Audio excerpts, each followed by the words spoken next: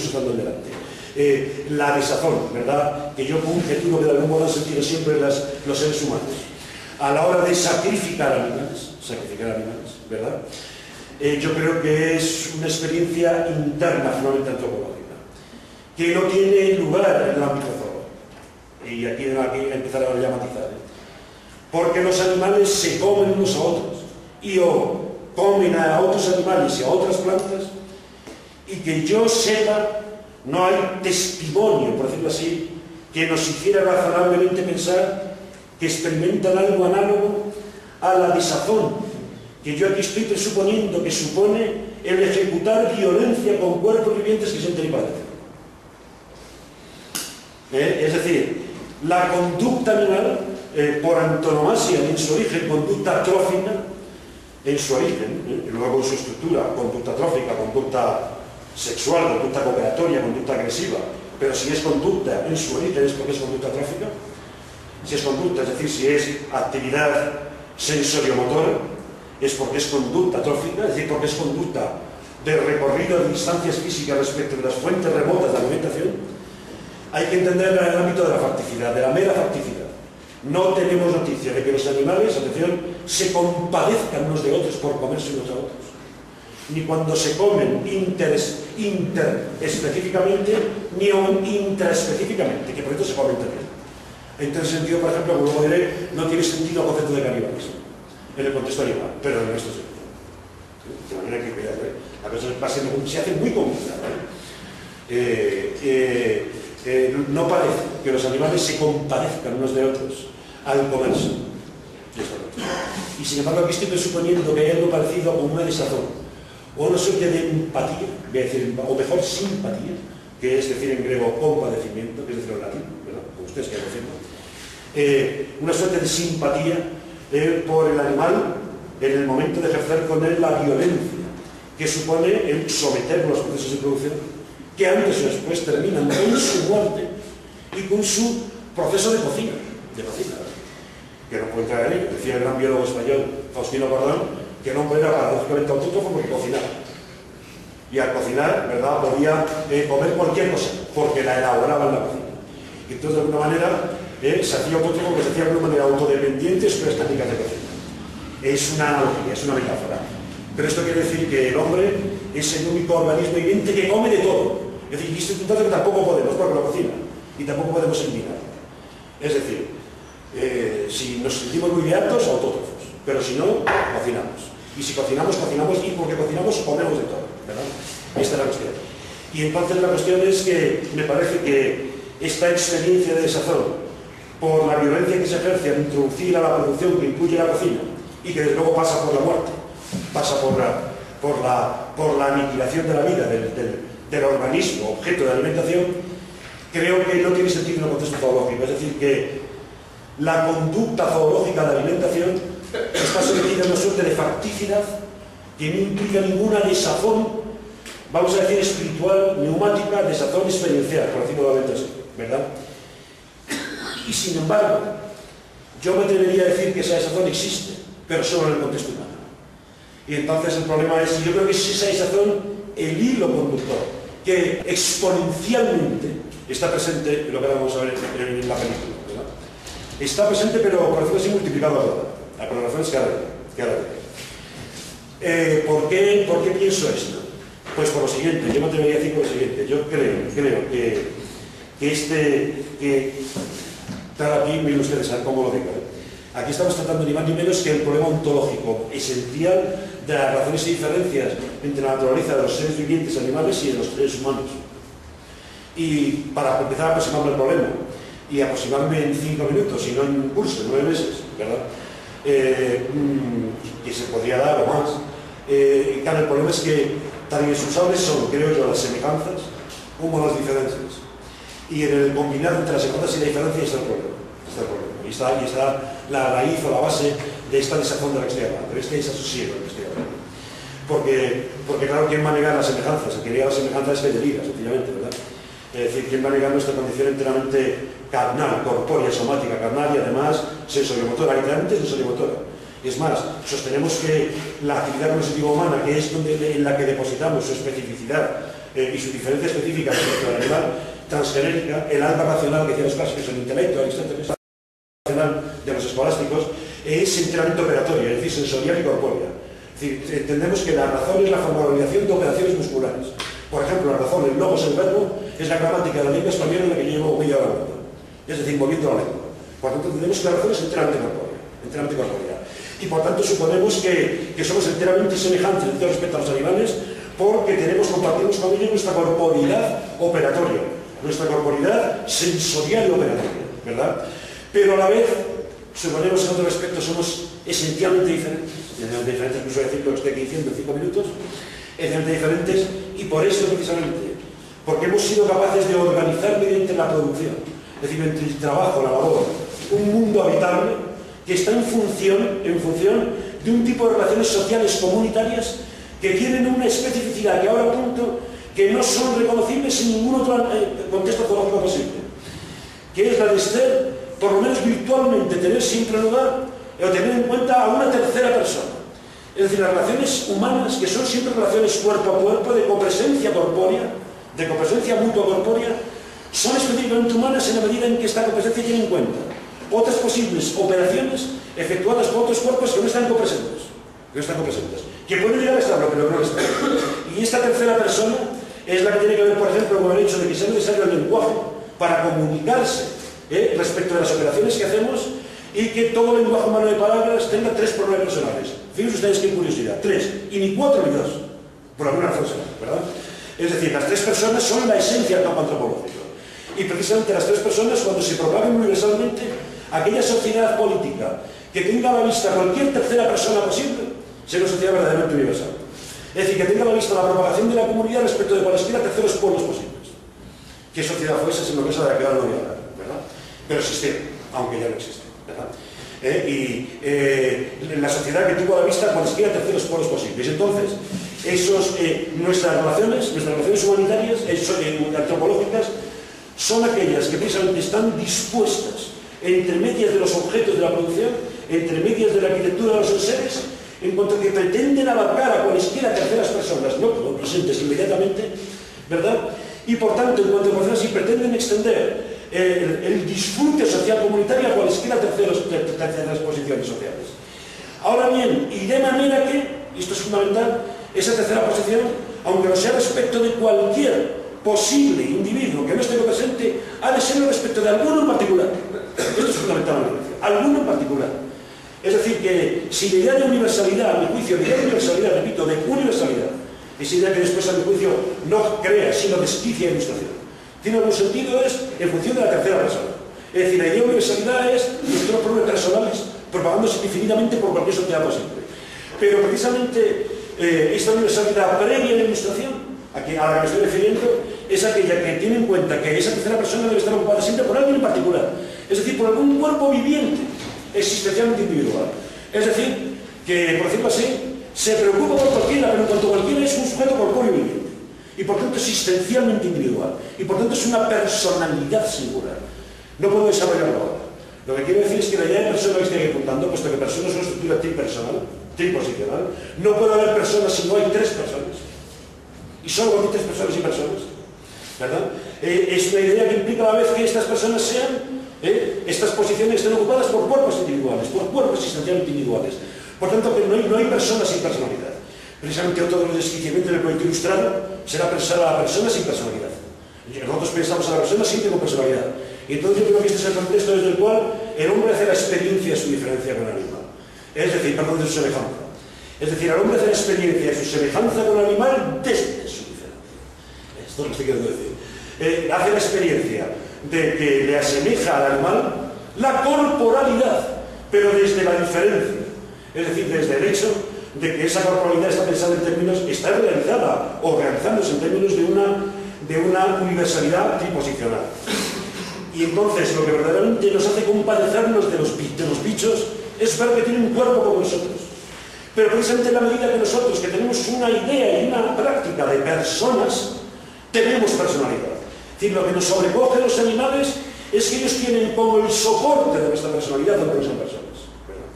Y entonces creo que nuestra percepción del animal pero comprensión intelectual, práctica, vital, tendrán que venir luego los filósofos modernos a desvirtuarla, a decir con Descartes que son máquinas. No se lo quería ni él, naturalmente, como le ocurre a toda la filosofía moderna. Es una filosofía que se consume dentro de las aulas. Que a Descartes, vamos, le echo al campo con un lobo y que el lobo le mire con los ojos inyectados en sangre para que diga que es una máquina, ¿verdad? Es decir, esto es cosa que se consume dentro de las aulas, pero no es esto de lo que quiero hablar. Lo que quiero sencillamente decir es esto. Claro, todos los proyectos modernos son productos de intelectuales, en el sentido de la palabra. Pero a lo que ahora quería ir. Sencillamente que el hombre percibe la semejanza con el animal desde el contexto antropológico específico, y por tanto desde su diferencia. El hombre percibe en cuanto que persona, pero porque es una personalidad, porque la persona es siempre arraigada corpóreamente, que el animal también es un cuarto de mente. Y esta creo que es, por decirlo así, la razón por la que de algún modo yo diría que el animal siempre sobrecoge. Siempre sobrecoge. Sobrecoge empáticamente, nos compadecemos con él, por temor o por gozo. Es decir, cuidado, este sobrecogimiento puede ser el temor. Claro, es que suele decir los hombres paleolíticos como tenían que cazar a los osos cuaternarios, ¿verdad? Como antes he dicho, si a un cartesiano moderno le arrojamos a un bosque oscurecido y se encuentra con los ojos inyectados de un lobo, ¿verdad? Es decir, que cuidado, no estoy queriendo ser real, quiero decir que los animales nos sobrecogen, tanto en el sentido de que nos compadecemos o empatizamos con su carnalidad, tanto en el sentido, digamos, vamos a hacer los términos psicológicos, aproximativos como evitativos. Es decir, claro, un león visto por las jaulas, con los hierros de la jaula de por medio, pero metiéndose dentro de fantasía idiota, ¿verdad? Pero todos los animales nos sobrecogen, esto es lo que quiero decir, nos sobrecogen. Es inexorable la experiencia de sobrecogimiento del animal. Y ellos sobrecogen de un modo que no se sobrecogen entre sí. Esto es lo que estoy queriendo decir. Y entonces, y es algo que ya iba, me parece que esto es lo que nos explica el hecho de que en las sociedades preindustriales al menos, y esto es justamente lo que se irá laminando en la sociedad industrial, esta película es una muestra ejemplar de esta laminación, los hombres, al incorporar a los seres vivientes, especialmente a los animales, es decir, a los vivos, a los seres vivientes sensoriomotores que sienten y padecen, al incorporarlos a la producción, a los establos, claro, y a la domesticación de animales, eso decirles, en el momento mismo, ya, atención, de cuidarlos a los establos, es decir, de tenerlos consigo, por ejemplo, al objeto de vigilar su crecimiento, para naturalmente que produzcan descendencia, que a su vez se va a usar, y mientras producen descendencia, por ejemplo, para producir, pues a partir de la lana vestimenta, a partir de la traza de queso, a partir de la leche queso, etcétera, etcétera, ¿verdad?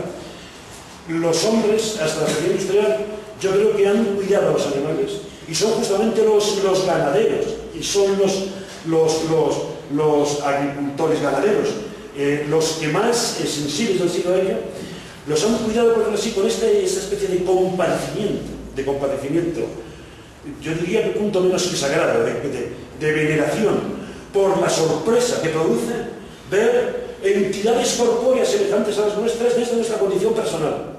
Y sin embargo, reconociendo que ellos no son personas. Y entonces, de alguna manera, han acompasado el trato de los animales con esta experiencia de sobrecogimiento. Y ello hasta el punto en que en el momento en que tenían que sacrificarlos, puesto que había que sacrificarlos, puesto que si no se los sacrifican no se los comen, y como quiera que el sacrificio supone la violencia última, que es la destrucción de la vida, y con ella de toda la actividad sensoriomotora posible, pero reparen ustedes que hasta que se les sacrifica, lo que quiero decir es que de algún modo se cuida su actividad sensoriomotora. Es decir, que el contexto productivo de algún modo reproducía condiciones ecológicas, es decir, condiciones donde era posible la vida conductual del animal, la vida sensoriomotora, la vida de las copresentes a distancia. Y por tanto el animal podía hacer su vida ecológica, lo más próxima posible a su vida ecológica, en el contexto del Estado, ¿verdad? En el momento de sacrificarlo, donde ya no hay otra manera más que sacrificarlos, yo diría lo siguiente: el sacrificio ha tenido siempre esta característica, un sacrificio cuerpo a cuerpo, por decirlo así, un sacrificio valiente, no un sacrificio que se esconde, como el de las industrias modernas, o como ahora escondemos la muerte de los seres humanos. Un sacrificio valiente. Por ejemplo, la matanza del cerdo en San Martín, con una ceremonia antropológica hispana, ¿verdad? Por antonomasia, ¿verdad? que es donde comemos cerdo, naturalmente, puesto que no somos musulmanes ni judíos, por eso comemos cerdo. Y por eso tenemos la fiesta de la matanza del cerdo, ¿verdad? Pues entonces, la matanza del cerdo es una cosa que se hace cuerpo a cuerpo, y tiene siempre un carácter ceremonial, ritual y sacrificial. Esto es lo que quiero decir. Es ceremonial, ritual y sacrificial. Es decir, se trata de alguna manera, ¿cómo decirlo?, de una restauración simbólica mediante la ceremonia y aún el rito. Y un rito es una ceremonia específica que de alguna manera afecta a la totalidad del grupo. Puede ser una manera de comportarse ceremonial, el sentarse de una forma determinada en una aula, pero ya es un rito, una misa, ¿verdad? Entonces un rito es una ceremonia específica que de alguna manera afecta a la totalidad del grupo. Y entonces un rito sacrificial es un rito en el que de alguna manera se expresa simbólicamente una restitución a la naturaleza de la dádiva que la naturaleza nos ha dado. Es decir, es un acto de acción de gracias, esto es lo que quiero decir. Es un acto de acción de gracias. Y entonces al cerdo, por ejemplo, se le sacrifica, cuerpo a cuerpo, se le abre, todo el pueblo está presente, y luego las gentes del pueblo meten la mano en el cuerpo del cerdo y manchan su boca con la sangre del cerdo. Cosa que de ninguna manera es agradable, sino desagradable. Pero por ello de alguna manera están como simbólicamente expiando esa violencia, restituyendo a la naturaleza el don que la tierra desagradable y agradeciéndosela. Y entonces esto es fundamental, porque de alguna manera este desasosiego que nos produce la vida sensoriomotora, ¿verdad?, de alguna manera lo estamos reconociendo, acusando, mediante esta forma de restitución o compensación simbólica, que es justamente el sacrificio ceremonial. Esta es la cuestión. Y mientras los hombres eran hombres, hacían sacrificios ceremoniales de los animales. Así de sencillo, ¿verdad? Porque ya hemos dejado de ser porque hacemos esto, ¿verdad? Esta es la... o estamos dejando de serlo, ¿verdad? Y entonces, claro, esto es muy importante, porque empezamos a darnos cuenta de qué es la forma de producción industrial en una sociedad económica y tecnológica desarrollada, guiada por el ortograma de un consumo imparable. Naturalmente, someter al ortograma de producir para consumir lo más posible, lo más deprisa posible, lo más variado posible, para mantener esto que muy bien se llama aquí, en el papel que habéis hecho, un estándar de vida, que ni es, que de luego lo que no es de vida, no sé, ni tampoco se sabe qué estándar es decir, que es simplemente mantener el proceso acelerado imparable, en una especie de aceleración imparable, el consumo ilimitado, pues entonces, claro, ¿qué se va a hacer con el animal? ¿Qué se va a hacer con el animal? Pues lo que hemos visto en esta película. Yo diría que es esto. Tratarle desde el principio, no ya solamente en el acto de la muerte, sino desde el principio, atención, desde parámetros puramente fisicalistas, esto es de especialidad contigua. Es decir, de aquello que decíamos que era la materia de la forma viviente de la historia. Es decir, tratarle como materia, eliminando su forma viviente, pero desde el principio. Esto es lo que consiste la función de producción. Es decir, consiste en tratar naturalmente a los animales, atención, como lo que no dejan de ser, pero solo como si fueran eso. Es decir, en tratarlos como recursos proteínicos, pero tratarlos como recursos proteínicos desde el principio, desde su gestación. Los modos, ¿verdad?, de obtener, de optimizar la obtención de esperma de los toros, engañando en la cópula con las vacas, desde la gestación, ¿verdad?, desde lo que ya obviamente no es un parto, sino una extracción automática del cuerpo, etcétera, etcétera. Ustedes han visto aquí. Es decir, se trata de tratar formalmente a los animales como si no existiera su forma específica, es decir, su conducta viviente, su conducta apetitiva y cognitiva, y tratarlos según parámetros formalmente contigo-espaciales. Es decir, tratarlos como entidades cartesianas. Es decir, tratarlos como la ciencia moderna trata la naturaleza. Un brevísimo paréntesis, porque las ciencias físicas modernas son ciencias que lo que hacen, ustedes se dan cuenta, es un proceso de vaciamiento, de abstracción reductora de las cualidades heterogéneas con las que se presenta la operación viviente de los hombres de la naturaleza en términos de continuidad espacial homogénea. Y claro, eso es precisamente lo que se podrá hacer en el campo de la física o de la química, pero no en el campo de la biología de los seres conductuales. Es decir, pues esta es una de las razones por las que yo sostengo fuertemente que la biología no es una ciencia, ¿verdad? Porque la biología es un saber hermenéutico, es un saber interpretativo, porque parte de la conducta del animal con la que tiene que contar, y porque el propio funcionamiento neurofisiológico de un animal está en función de su conducta, y no la conducta en función de su funcionamiento neurofisiológico. Por eso es por lo que la biología no es una ciencia fisicalista. Ahora bien, lo que la industria de procesamiento de los animales hace con los animales es fisicalizarlos. Es decir, no precisamente conocerlos, sino literalmente destruirlos en su alma viviente, y reducirlos a contenidos puramente espaciales. Y entonces este es el automatismo, claro, este es el automatismo que hemos visto en que hemos visto en esta película. Y entonces, claro, naturalmente esto que supone una completa eliminación, oscurecimiento, eclipse y eliminación de toda ceremonia sacrificial, y por tanto de todo acto simbólico de agradecimiento a la naturaleza, ¿verdad? Por la dádiva que supone justamente que podamos usar. Esta es la cuestión. Y entonces yo creo que si de siempre, de algún modo, el animal ha conmovido al hombre, esta película nos conmueve, decíamos, exponencialmente, o nos conmueve multiplicado al cuadrado, por decirlo así, porque lo que nos conmueve esta película es la falta de conmoción, ¿verdad?, con la que se todos los animales. Es decir, lo que nos conmueve es sencillamente tratar ya sin ningún tipo de conmoción. Esta es la cuestión. Y lo que nos deja sobrecogidos de esta película es precisamente el haber sido eliminada toda ceremonia de agradecimiento y de restauración simbólica a la vida misma de la que dependemos. Y eso tiene muchísimo detrás, muchísimo. Estas son las cosas que inadvertidamente estamos perdiendo en la sociedad de que vivimos, que advertidamente, porque las hemos perdido ya desde hace tanto tiempo y tan profundamente que ni nos damos cuenta que las hemos perdido. Por ejemplo, cuando las personas se reúnen en torno a la mesa y rezan, están dando gracias al que toman como creador de la naturaleza, ¿verdad? En esa línea está el sacrificio del cerdo. Es una operación de dar las gracias, de agradecimiento a la naturaleza. Y si además rezas, estás agradeciendo al creador de la naturaleza. Cuando ni se reza, ni se hace una ofrenda sacrificial, entonces estamos donde estamos. Esta es la cuestión. Y entonces esto es lo que nos produce, la conmoción que nos produce, que es lo que quería haber empezado a explicar al principio de esta lección. Pero antes de acabar, yo todavía, no sé, lo ruego, hacer un par de observaciones. Claro, una esencial. La película creo que es impresionante, no solo por esto, sino porque nos ofrece otra cosa, claro, se me olvidaba todo. Y es que este es el tercer punto que quiero tratar. Y es que, por decirlo así, de esta manera, que en el pecado lleva una penitencia. ¿Y cuál es la penitencia? Claro, la penitencia es el tipo de vida que nos queda entre nosotros mismos, entre los seres humanos. Y yo creo que esto la película lo recoge igual de bien que el otro aspecto, y además lo recoge acompasados. Es decir, lo que quiero decir es que, claro, si resulta que esto lo hacemos con los animales, o mejor dicho, este trata de los animales, es decir, esta eliminación de todo carácter sacrificial, simbólico y ceremonial de la matanza de la vida, ¿verdad? Es naturalmente condición para el desarrollo de la sociedad económico optimizada, económico-tecnológica optimizada y consumista, pues entonces una sociedad cuyo principio es el consumo, es decir, cuyo principio es la aniquilación del disfrute social de los objetos del producto, en cuanto a que ese disfrute se reduce a su mero consumo, es una sociedad en la que los seres humanos son, atención ahora, tan mutuamente indiferentes entre sí como les está siendo indiferente al animal. Esto es lo que estoy queriendo decir. Es decir, la penitencia es esta, que empezamos a importar, lo dicho intuitivamente de manera muy mundana y castiza. Empezamos a importarnos tres narices los unos a los otros en la antigua Biblia que estamos haciendo esto con los animales, ¿verdad? Es decir, el efecto es lo que podemos llamar desolación espiritual.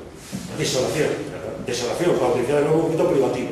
Desolación espiritual, desolación existencial, desolación vital, como ustedes lo quieran llamar. Es decir, un paulatino y cada vez más intenso aflojamiento, relajación de los vínculos comunitarios. Porque naturalmente, si todo nuestro objetivo de nuestra vida es consumir, entonces el consumo está justamente abstractamente reduciendo, homogenizando y anegando los vínculos comunitarios.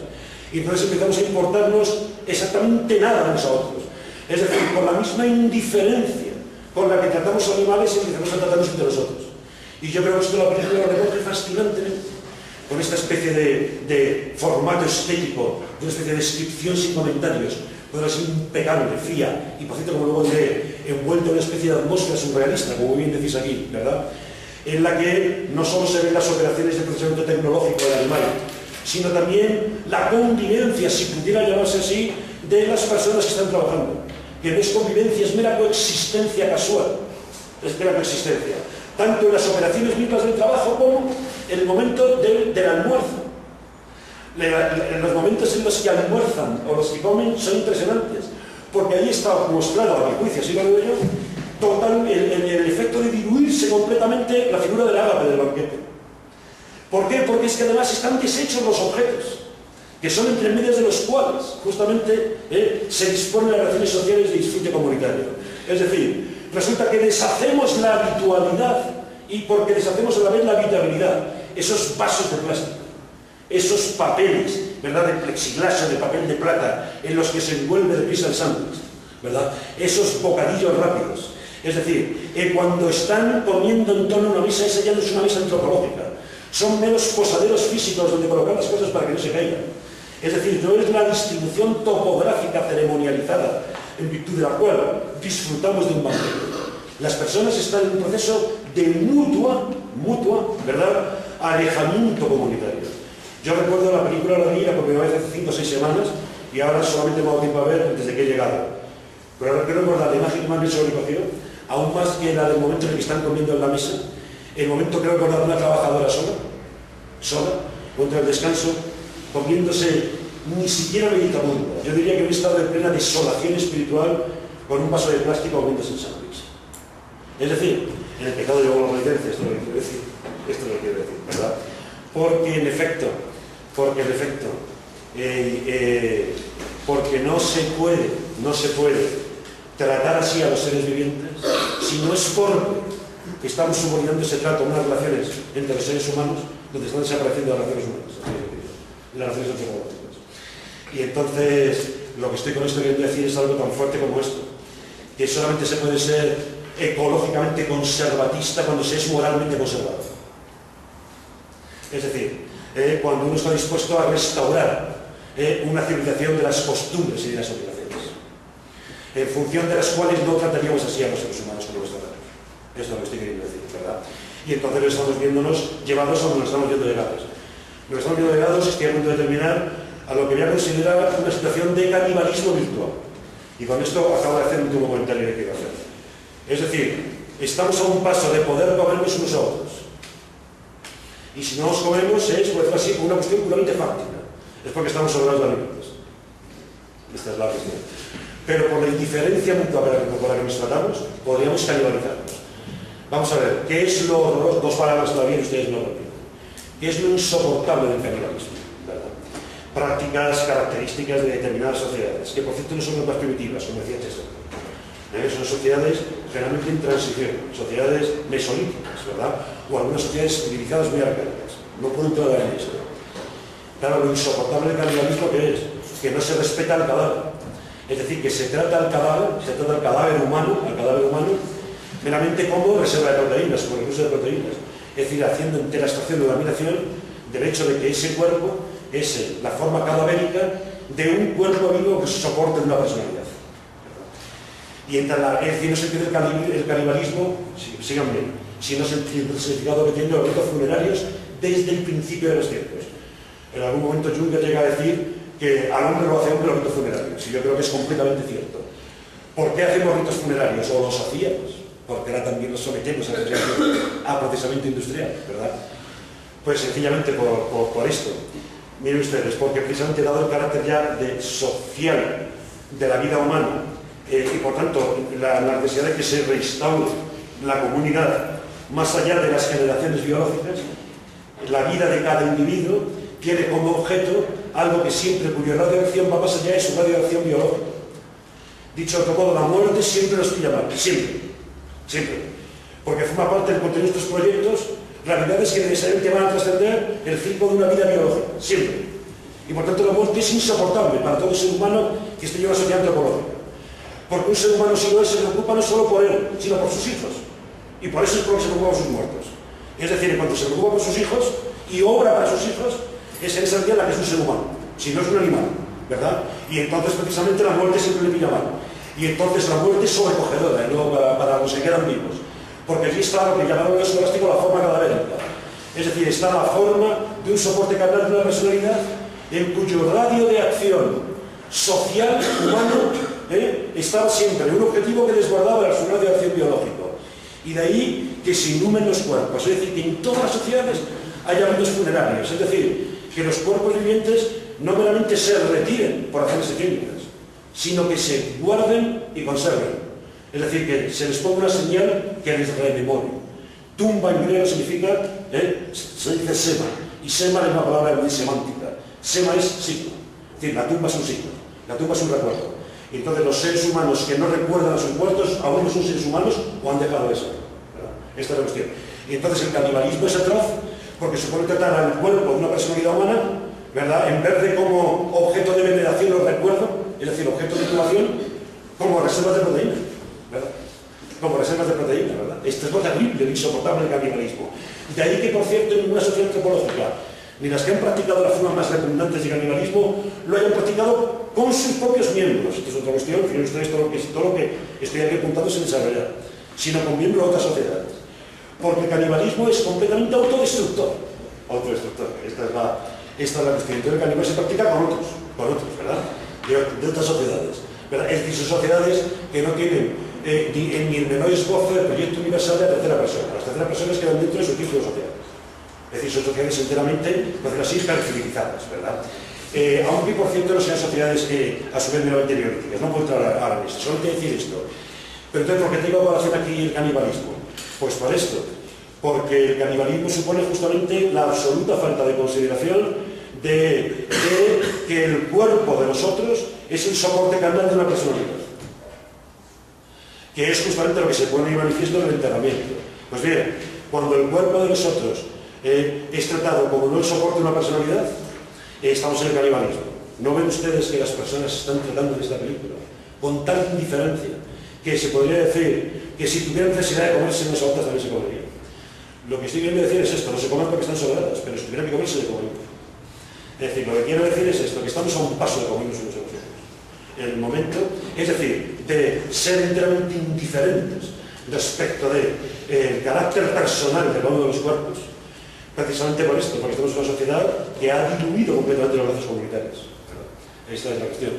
Y en ese sentido, y me permito decirlo, la promiscuidad sexual, fomentada ideológicamente y realizada durante generaciones, desde el 68 en adelante, es una forma de canibalismo sexual, de canibalismo en el plano erótico.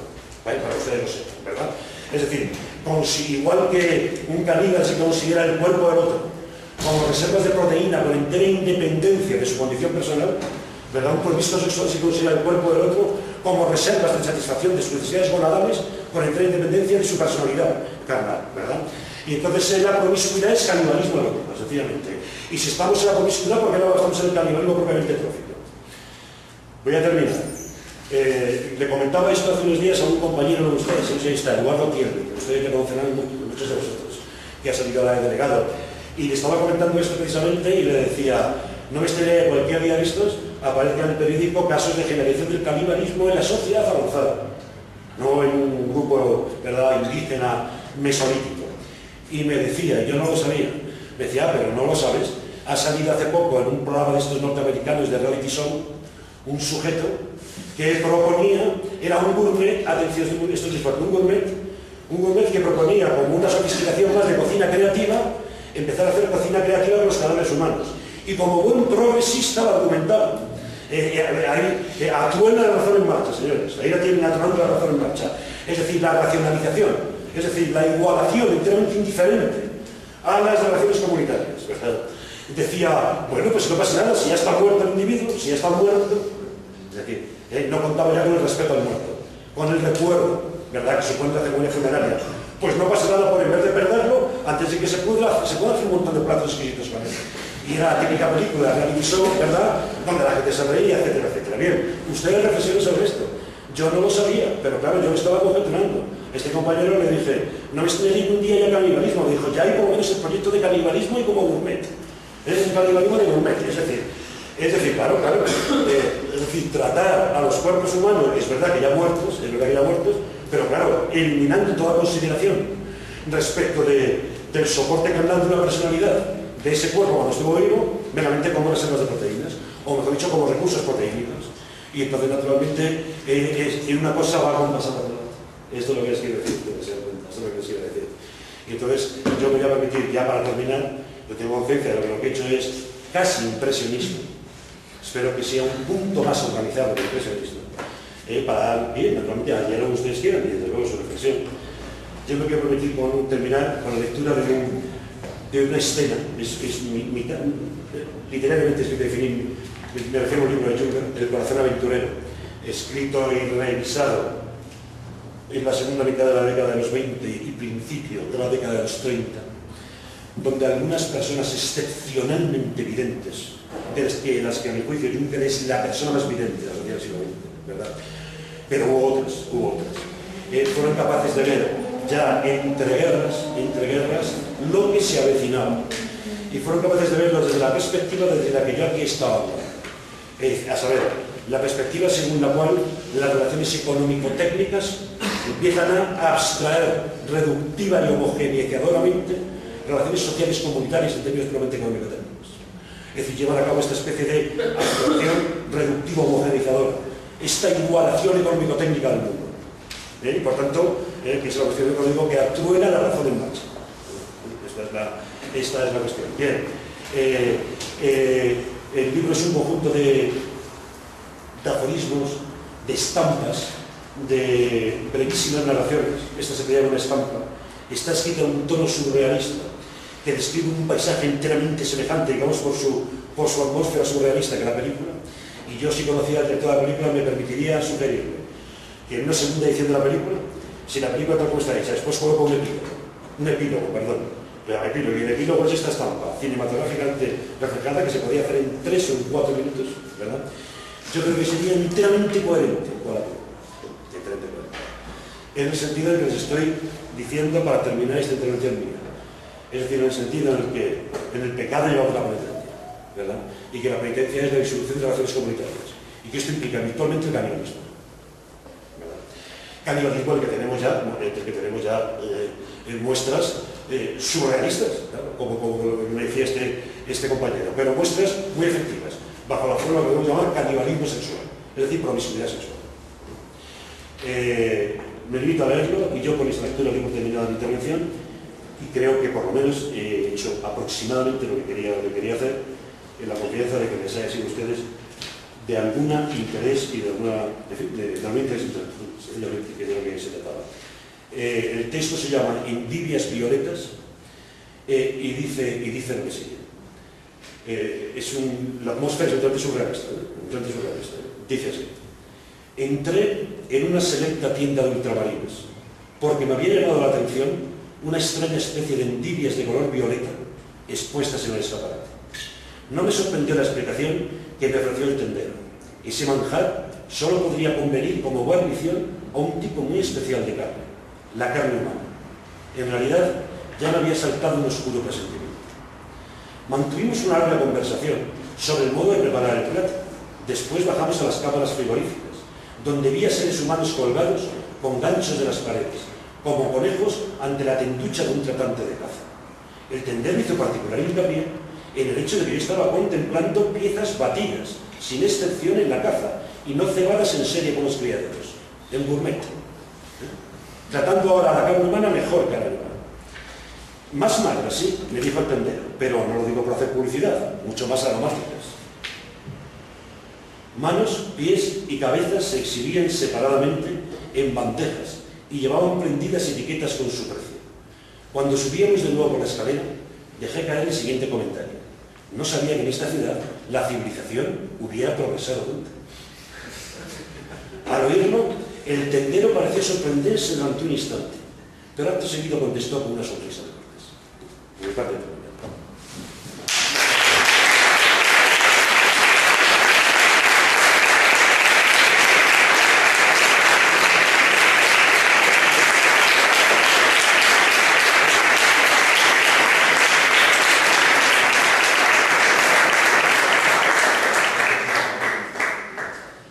pues tú dirás, Víctor, ¿cómo se organiza esto?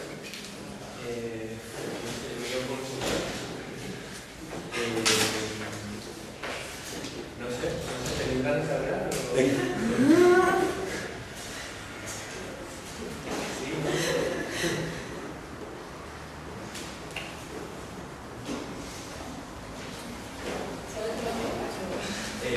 no sé, si vemos que en hablar, todo el mundo quiere hablar, sí.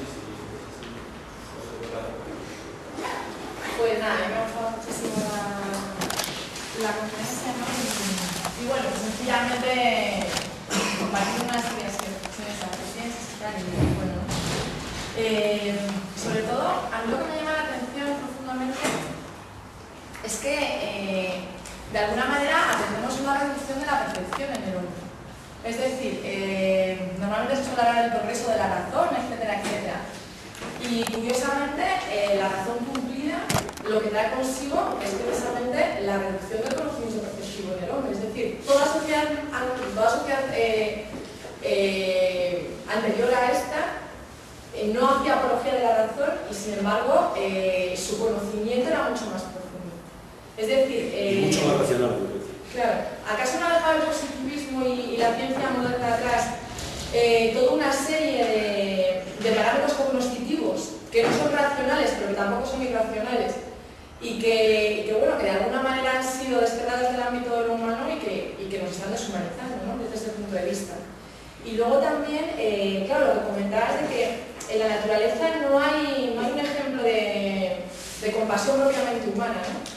Pero también, quizá en el reverso, tampoco hay un ejemplo de violencia similar al que es capaz el proceso de tratamiento tecnológico, ¿no?, de la vida de los animales. Y bueno, si en cierto modo esta empatía natural no tiene que ver con el tratamiento, o sea, cuerpo a cuerpo y animal a animal, y cómo los animales cuando se matan van a funciones vitales básicas.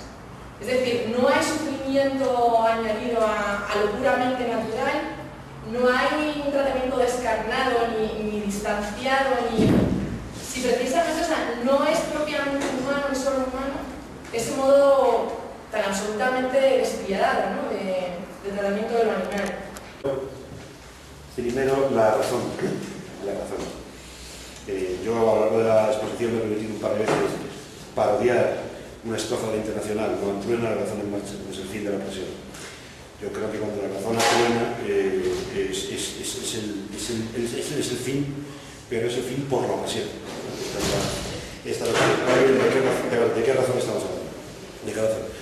Vamos a ver, de la razón moderna que cristaliza en la Ilustración, cuyo modelo es la razón científica, no olvidemos, la razón de las ciencias físicas-naturales, de las ciencias físicas-naturales estrictas.